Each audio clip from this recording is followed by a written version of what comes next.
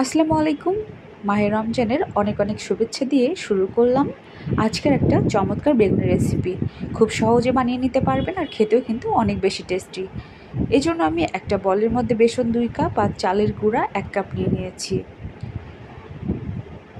লবণ দিয়ে দিব স্বাদ মতো, আদা রসুন বাটা 1 চামচ করে, মরিচ গুঁড়া, হলুদ গুঁড়া, ধনিয়া গুঁড়া দিয়ে দিব। তারপরে আমি এরকম করে সবগুলোকে একসঙ্গে মিশিয়ে নেব। মিশিয়ে নেওয়া হয়ে গিয়েছে। এখন আমি অল্প অল্প করে ঠান্ডা পানি দেব আর এভাবে সবগুলোকে একসঙ্গে নেড়ে নেড়ে গলিয়ে নেব।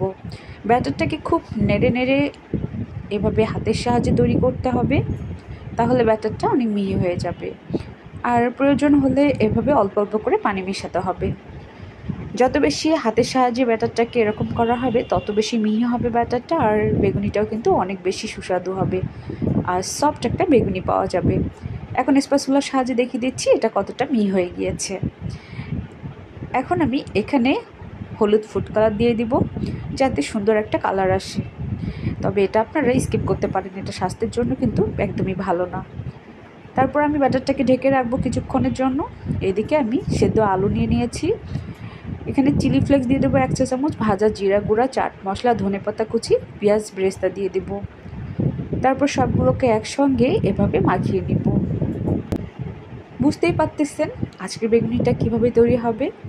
তারপর লবণ পরিমাণ মতো দিয়ে দিয়েছি। এখন হাতের সাহায্যে ব্যাটারটাকে আমি ভালো করে এভাবে গলিয়ে নিচ্ছি এবং সবগুলোকে একসঙ্গে মথিয়ে রেখে দিলাম।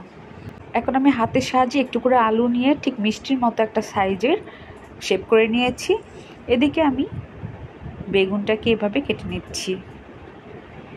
খুব পাতলা হবে না আর খুব মোটা হবে না, তাহলে কিন্তু বেগুনিটা খেতে ভালো লাগবে। খুব মোটা হলে কিন্তু খেতে ভালো লাগে না, আবার পাতলা হলে বেশি গলিয়ে যায়।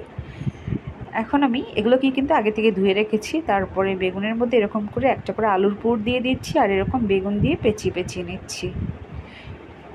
আবারও আমি একটা বেগুন নিয়ে নিলাম আর এভাবে আলুর পুরটা দিয়ে আমি এভাবে একটা টুথপিকের সাহায্যে লক করে দিচ্ছি। এভাবে আমি সবগুলোকে বানিয়ে নিয়েছি। এখন আমি বেসনের মধ্যে একটা করে বেগুনি দিব আর কোট করে নেব।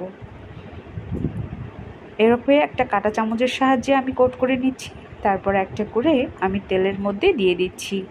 আমি আগে থেকেই তেলটাকে গরম করে রেখেছিলাম। আমি এভাবে সবগুলোকে কোট করে নিচ্ছি, তারপরে আমি তেলের মধ্যে ছেড়ে দিব। অল্প আছে বেগুনিটাকে উল্টিয়ে পাল্টিয়ে এভাবে ভেজে নিতে হবে যতক্ষণ পর্যন্ত না একটা ব্রাউন কালার চলে আসে। এভাবে আস্তে আস্তে করে ভেজে নিলে বেগুনিটা মচমচে হবে আর খেতেও দারুণ লাগবে। ভাজা হয়ে গিয়েছে, এখন আমি সবগুলোকে তুলে নিচ্ছি। এভাবে খুব সহজে বাসায় বেগুনিটাকে বানিয়ে নিতে পারেন। আমার আজকের বেগুনের রেসিপিটা কেমন লাগলো অবশ্যই বাসায় ট্রাই করে কমেন্ট করে জানাতে ভুলবেন না। ভালো থাকবেন। আসসালামু আলাইকুম।